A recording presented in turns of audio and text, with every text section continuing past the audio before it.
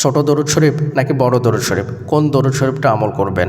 দুটো দরুদ শরীফের কি একই ফজিলত নাকি আলাদা আলাদা দরুদ শরীফের আলাদা আলাদা ফজিলত? এই বিষয়টা অনেকেই জানতে চাচ্ছেন, অনেকেই প্রশ্ন করছেন। তো চলুন আজকের এই ভিডিওতে আমরা এই বিষয় নিয়ে আলোচনা করবো ইনশাআল্লাহ। সবচাইতে ছোট দরুদ শরীফ হচ্ছে সাল্লাল্লাহু আলাইহি ওয়াসাল্লাম এবং সবচাইতে বড় দরুদ শরীফ হচ্ছে দরুদ ইব্রাহিম, যেটা আমরা নামাজের শেষ বৈঠকে পড়ে থাকি। এছাড়াও সহিহ হাদিসের মধ্যে আরও বেশ কিছু দরুদ শরীফ আছে, সেই দরুদ শরীফগুলো আমরা আমল করতে পারি, কিন্তু অনেকগুলো দরুদ শরীফ এই ভিডিওতে আলোচনা করা সম্ভব নয়, তাই সেই দরুদ শরীফগুলোর বিষয়ে আলোচনা করছি না। কিন্তু সাধারণ হিসাবে আমরা যে দরুদ শরীফগুলো জানি তার মধ্যে বেশিরভাগই কিন্তু বিদআতি দরুদ শরীফ, যেগুলো মানুষের বানানো দরুদ শরীফ, সেই দরুদ শরীফগুলো আমল করা যাবে না। আর দরুদ শরীফ এমন একটা আমল, যে আমল মানুষেও কিন্তু অনেকগুলা বানিয়েছে, তাই কোনটা মানুষে বানিয়েছে আর কোনটা সহিহ হাদিসের মধ্যে আছে এটা আমরা অনেকে বুঝতে পারি না। আর এই বুঝতে না পারার কারণে আমরা অনেক সময় বিদআতি দরুদগুলো আমল করে থাকি, আর বিদআতি দরুদ আমল করার কারণে আমাদের নেকি হওয়া তো অনেক দূরের কথা, গোনাহ হয়ে যায়। তাই দরুদ শরীফ আমল করার সময় আমাদেরকে একটা বিষয় সবসময় খেয়াল রাখতে হবে যে আমরা যে দরুদ শরীফগুলো আমল করব বা যে দরুদটা আমি আমল করব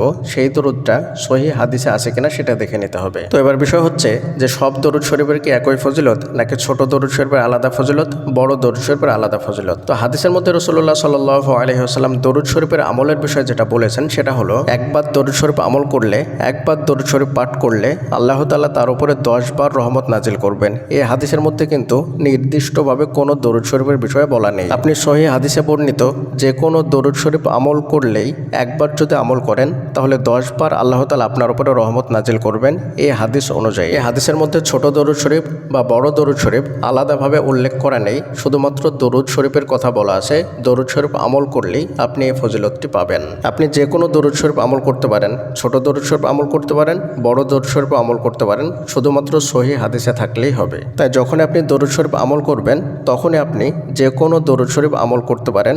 মুহাম্মদ সাল্লাল্লাহু আলাইহি ওয়াসাল্লাম এই দরুদ শরীফটা আমল করতে পারেন, আবার দরুদ ইব্রাহিমও আমল করতে পারেন, যেটা আমরা নামাজের বৈঠকে পড়ে থাকি। সবচাইতে বড় দরুদ শরীফ হলো এই দরুদ শরীফটি। যে কোনো দরুদ শরীফ আমল করলেই হবে, ছোট দরুদ শরীফ অথবা বড় দরুদ শরীফ। আপনি যেই দরুদ শরীফে আমল করবেন আল্লাহ তাআলা আপনার উপরে 10 বার রহমত নাজিল করবেন। কোন দরুদ শরীফের কি ফজিলত সে বিষয়ে আমরা অন্য একটা ভিডিওতে আলোচনা করবো ইনশাআল্লাহ। কিন্তু আপনি ছোট দরুদ শরীফ এবং বড় দরুদ শরীফ যেই দরুদ শরীফে আমল করুন না কেন, একবার দরুদ শরীফ পাঠ করলে যে আল্লাহ তাআলা আপনার উপরে 10 বার রহমত নাজিল করবেন, সেটা আল্লাহ তাআলা আপনার উপরে করবেন, আপনি যেই দরুদ শরীফে আমল করুন না কেন। তাই আপনি যখন দরুদ শরীফের আমল করবেন তখন আপনার জন্য যেটা সুবিধাজনক মনে হবে বা আপনার যেটা ভালো লাগবে সেই দরুদ শরীফটা আপনি আমল করতে পারেন, সেটা ছোট হোক অথবা বড় হোক। কিন্তু যে দরুদ শরীফ দুটো বললাম এই দুটোর মধ্যে আমল করার চেষ্টা করবেন মুহাম্মদ সাল্লাল্লাহু আলাইহি ওয়াসাল্লাম এবং দরুদ ইব্রাহিম, যেটা আমরা নামাজের শেষ বৈঠকে পড়ে থাকি। এছাড়া আপনারা যে দরুদ শরীফের বিষয়ে আমাদেরকে জিজ্ঞেস করেন অনেকেই কমেন্টে অথবা ইমেলের মাধ্যমে যে এই দরুদ শরীফটা সঠিক কিনা বা বিদআত কিনা, তো যতগুলো দরুদ শরীফ আপনারা আমাদেরকে পাঠান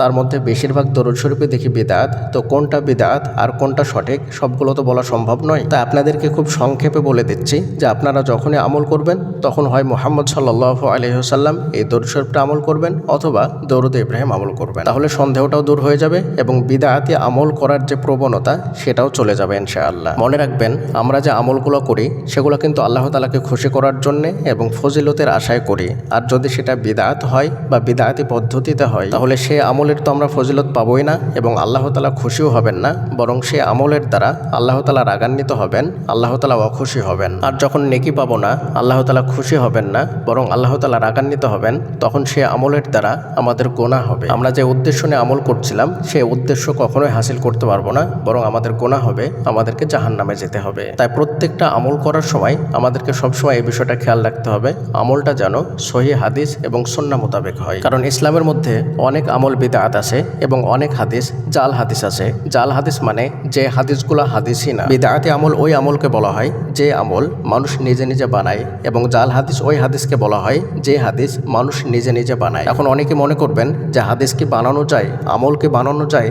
জি হ্যাঁ, আমল এবং হাদিস বানানো যায় বা মানুষ এগুলো বানায়। যেমন দরুদ শরীফ, বালাগাল উলা বিকামালিহি কাশাফাত তুজা বিজামালিহি, এই যে দরুদ শরীফ এটা কিন্তু বানানো দরুদ শরীফ, এটা কবিতা আকারে বানানো হয়েছে। কিন্তু মানুষ না বুঝেই এটাও আমল করে, আর যার কারণে মানুষের নেকি হয় না বরং গোনা হয়। তারপরে জাল হাদিস, যে হাদিসগুলা রাসূলুল্লাহ সাল্লাল্লাহু আলাইহি ওয়াসাল্লাম বলেছেন এই হিসাবে তারা নিজেই লিখে দেন রাসূলুল্লাহ সাল্লাল্লাহু আলাইহি ওয়াসাল্লামের নামে, এবং তার মধ্যে ভালো কিছু লিখে দেন, যার কারণে মানুষ বুঝতেও পারে না যে এটা খারাপ জিনিস, কারণ ভালো কিছুই তো লেখা আছে। আর মনে রাখবেন, রাসূলুল্লাহ সাল্লাল্লাহু আলাইহি ওয়াসাল্লাম যে কাজটা করেননি বা করতেও বলেননি বা মনও সমর্থনও দেননি, সেই কাজটা যতই ভালো হোক না কেন সেটা বিদআত, সেটা কখনোই করা যাবে না, সেটা করলে গোনা হবে। এবং আল্লাহ সুবহানাহু ওয়া তাআলা যেই কাজটা যতটা করতে বলেছেন, যেভাবে করতে বলেছেন, তার বাইরে আমরা কিছুই অ্যাড করতে পারবো না, যেটাই অ্যাড করব সেটাই গোনা হবে। তাই এই বিষয়গুলো আমাদেরকে সবসময় খেয়াল রাখতে হবে যে কোন আমলটা সহিহ হাদিস এবং কোরআনে আছে আর কোন আমলটা সহিহ হাদিস এবং কোরআনের বাইরে। হাদিস এবং কোরআনের মধ্যে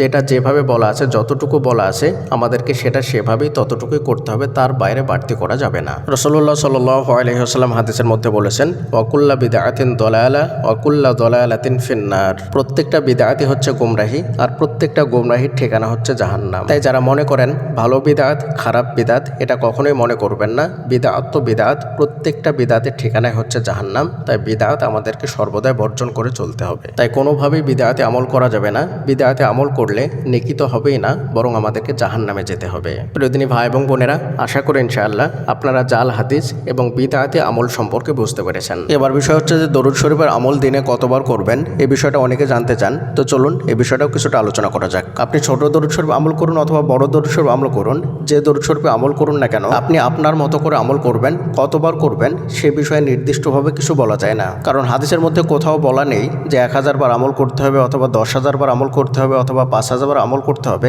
এইভাবে নির্দিষ্টভাবে কোথাও বলা নেই। এখন আপনি আপনার সাধ্য অনুযায়ী যতটা পারবেন, যত বেশি পারবেন তত বেশি দরুদ শরীফের আমল করার চেষ্টা করবেন। আমরা প্রথমেই বলেছি সবচাইতে ছোট দরুদ শরীফ হচ্ছে মুহাম্মদ সাল্লাল্লাহু আলাইহি ওয়াসাল্লাম, এবং সবচাইতে বড় দরুদ শরীফ হচ্ছে দরুদে ইব্রাহিম। এই দুটো দরুদের মধ্যে থেকে যে কোনো একটা দরুদ আপনি আমল করবেন, অথবা দুটো দরুদ শরীফে আমল করবেন। আপনি আপনার মতো করে যত বেশি পারবেন তত বেশি আমল করবেন। একবার আমল করলে আল্লাহ তাআলা আপনার উপরে 10 বার রহমত করবেন। আপনি যদি 100 বার আমল করেন তাহলে 100 × 1000 বার আল্লাহ তাআলা আপনার উপরে রহমত করবেন। এইভাবে আপনি যত বেশি বার আমল করবেন তত বেশি আল্লাহ তাআলার পক্ষ থেকে রহমত লাভ করতে পারবেন ইনশাআল্লাহ। দরুদ শরীফ এমন একটা আমল, এই আমল করলে ইনস্ট্যান্ট, অর্থাৎ সঙ্গে সঙ্গে আল্লাহ তাআলা আপনাকে ফলাফল দেবেন, সঙ্গে সঙ্গে আল্লাহ তাআলা আপনার উপর রহমত নাযিল করবেন। তাই যাদের দোয়া কবুল হচ্ছে না, দীর্ঘদিন থেকে দোয়া আটকে আছে, তাদেরকে বলবো প্রচুর পরিমাণে দরুদ শরীফের আমল করুন। ইনশাআল্লাহ আল্লাহ তাআলা আপনার দোয়াকে কবুল করে নেবেন। যে কোনো সমস্যায় পড়ে দরুদ শরীফের আমল করুন, ইনশাআল্লাহ আল্লাহ তাআলা সেই সমস্যার সমাধান করে দেবেন, এবং এমনভাবে আল্লাহ তাআলা আপনাকে রাস্তা দেখাবেন যেটা আপনি কখনো কল্পনাও করতে পারবেন না। দরুদ শরীফের আমল কখনোই বিফলে যায় না,